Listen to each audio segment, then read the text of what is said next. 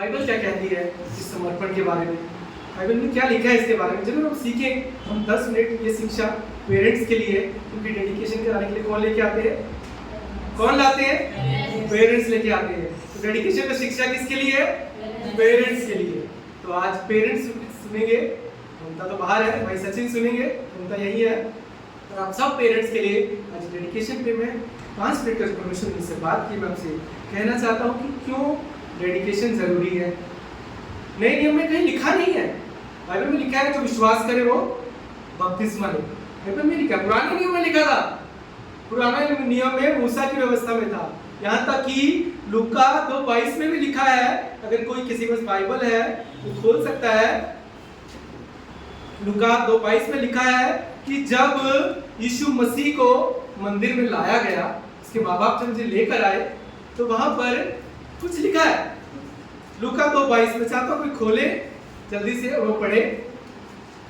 जब मूसा की व्यवस्था के अनुसार उनके शुभ होने के दिन पूरे हुए, वे उसे यरूशलेम में ले गए, प्रभु के सामने लाए। जैसा कि प्रभु की व्यवस्था में लिखा है, हर एक पहिलौठा प्रभु के लिए पवित्र ठहरे। यहाँ क्या लिखा है? यीशु मसीह को भी जब लाया गया ना, तो लिखा है मूसा की व्यवस्था के अनुसार हर पहिलौठे बेटे का समर्पण होता है। पुराने नियम में ऐसे था, जो बड़ा बेटा होगा उसका समर्पण होगा। पर हम हर बच्चे का समर्पण करते हैं, इसके पीछे कारण बाइबल कहती है, पौलुस बोलता है जो यीशु मसीह में वो नई सृष्टि है। नई सृष्टि जो यीशु मसीह में, जिसने बाइबल कहती है यीशु का बपतिस्मा लिया है, वो एक नया मनुष्य। उसमें ना कोई पुरुष है, ना कोई स्त्री, ना कोई नर, ना कोई नारी। हम सब जो यीशु का बपतिस्मा लेते हैं तो हम नए बन जाते हैं, हम सब एक हैं। इसलिए नए नियम में हर बच्चे का समर्पण होता है, चाहे वो लड़की हो या लड़का हो, क्योंकि परमेश्वर के राज्य में ना कोई लड़की है, ना कोई लड़का है, ना कोई नर है या नारी है, सब एक है। इसलिए हर बच्चे का डेडिकेशन होना जरूरी है। और हम बाइबल में देखते हैं कि जब यीशु मसीह का समर्पण हुआ तो कौन लेकर आया? माँ बाप लेकर आया। आज भाई सचिन और ममता जो बच्चे को यहाँ पर लेकर आए हैं, बाइबल में हमेशा लिखा है कि जब उन्हें लाया गया तो वहां पर उनके लिए प्रार्थना की गई, यीशु मसीह के लिए यीशु मसीह का नामकरण हुआ। ये सारी बातें बाइबल में लिखी। और ये भी लिखा है कि परमेश्वर के भवन में यूसुफ और मरियम उसे लेकर आए। और आज मैं इस डेडिकेशन में उन माँ बाप को जो अपने बच्चे को लेकर आते हैं, आज मैं कुछ ना आपको जिम्मेवारियां बताना चाहता हूँ कि परमेश्वर के भवन में लाकर समर्पण करना, ये आपकी जिम्मेवारी खत्म नहीं हो जाती। ये आपको लगता है कि हम मसीह माँ बाप हैं, हमने परमेश्वर ने आशीष दी, हमने इस आशीष के लिए प्रार्थना की थी, खुदा ने प्रार्थना सुनी, हम लेकर आए परमेश्वर के भवन में, उसका समर्पण हो गया, हमारा काम खत्म नहीं। परमेश्वर के वचन से आज हम सीखेंगे कि हम जब बच्चे का समर्पण करते हैं, कुछ जिम्मेवारियां हमारी शुरू हो जाती हैं। पहली जिम्मेवारी कि उस बच्चे के लिए जीवन भर में प्रार्थना करें।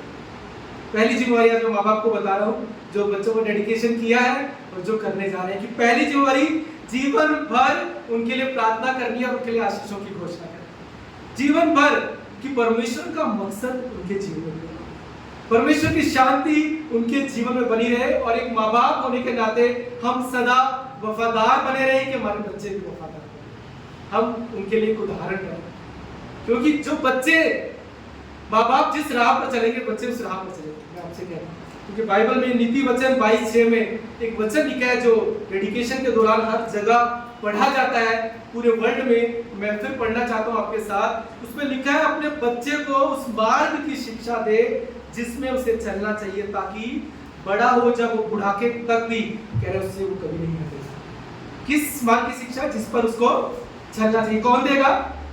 माँ बाप देंगे। कौन देगा? सारे माँ बाप का हाथ उठाए।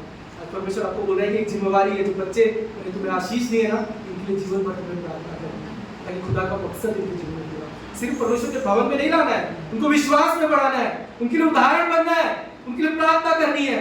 आपको नहीं पता आपकी प्रार्थना के द्वारा, आपकी विश्वास के द्वारा परमेश्वर आपके घराने में कौन से प्रेरित और कौन से कवि तैयार, आप नहीं जानते। बाइबल में ना इब्रानियों की पुस्तक में, अगर हम सब जानते हैं, इब्रानियों 11 में सारे सूरवीर वहां पर योद्धाओं का, जो विश्वास के जो योद्धा है ना, उनके नाम लिखे गए। यरीहो की दीवार के बारे में लिखा गया है। समुद्र के तूफान के बारे में लिखा गया। और मैं जब पढ़ रहा था वहां पर उन योद्धाओं के बीच में एक माँ बाप का जिक्र है। वो माँ बाप की उनका नाम भी है।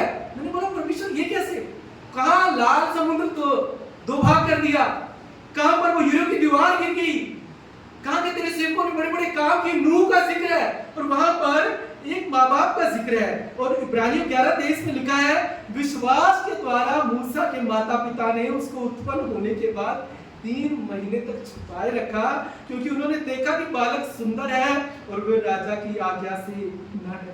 कितनी ताकत है, यहाँ माँ बाप लिखा है। माँ बाप ने क्या किया लिखा है, उसके उत्पन्न होने पर 3 महीने तक से छुपाए रखा, क्यों राजा की आज्ञा से नहीं डरे। माँ बाप का जिक्र यरीहो की दीवार के साथ, कितनी ताकत है मतलब माँ बाप में। अगर आप एक विश्वास का जीवन जिएंगे ना, आपको नहीं पता आपके बच्चों के कारण आपका नाम ना विश्वास की योद्धाओं की लिस्ट में आ जाए।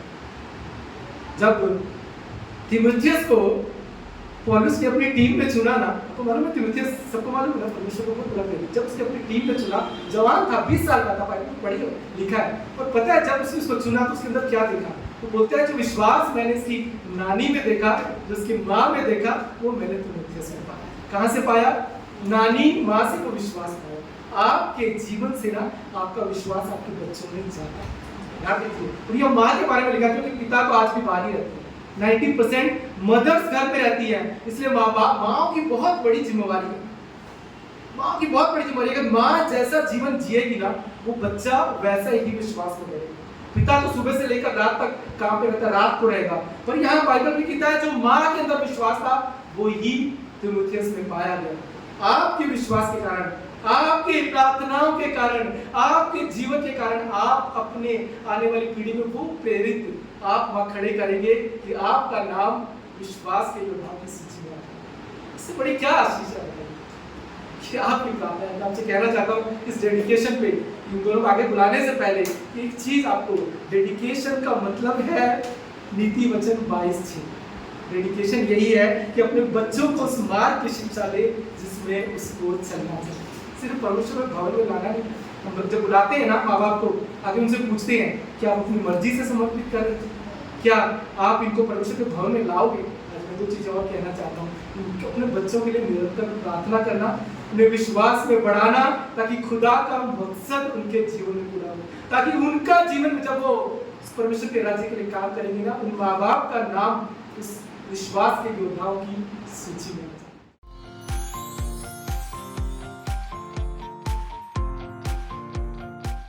परमेश्वर का राज्य बड़ा है, माँ बाप होने का परमेश्वर ने हक दिया है। बहुत ही आशीष की बात है। एक विश्वासी जब परमेश्वर के भवन में आते हैं, आज इस विश्वास के कारण जो यीशु मसीह को जब लेकर आया गया, कौन लेकर आया? मरियम और यूसुफ। आज सचिन और मुंदा बच्चे को परमेश्वर के भवन में लाए हैं उसे समर्पित करने के लिए। आज हमने सुना, अभी परमेश्वर ने बात की है हम सब से। मैं एक बार फिर आपसे फिर पूछना चाहता हूँ, क्या आप अपनी मर्जी से इसको समर्पित करना चाहते हैं? यस। और क्या परमेश्वर की कहा कि इस बच्चे की हम निरंतर प्रार्थना करेंगे? यस। इसे विश्वास में बढ़ाएंगे? क्या आप परमेश्वर के मकसद को इसके जीवन में पूरा होने के लिए उसकी मदद करेंगे? यस। आइए हम सब बच्चा जो परमेश्वर ने उनके जीवन में दिया, इसे हम खुदा के हाथों में समर्पित करेंगे। उससे पहले हम तेल लगाकर इसको अनॉइंट करेंगे।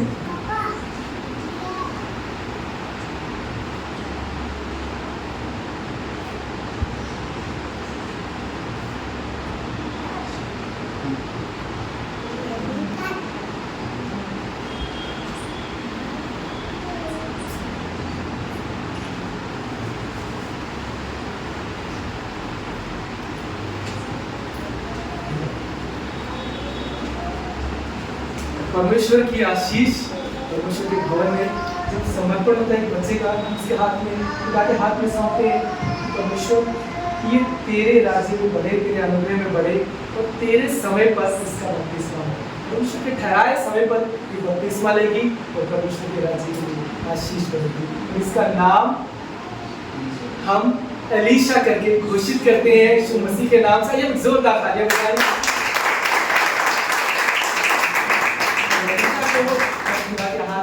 समर्पित करते हैं कि प्रभु का अनुग्रह है इस पर बना रहे। आइए सब प्रार्थना करेंगे, अपने हाथों को इसके और दाहिने हाथ को बढ़ाएंगे आइए हम प्रार्थना करें खुदावंद सामर्थ्य परमेश्वर चलो में आते हैं अच्छे सुंदर दिन के लिए हम शुक्रगुजार हैं प्रभु।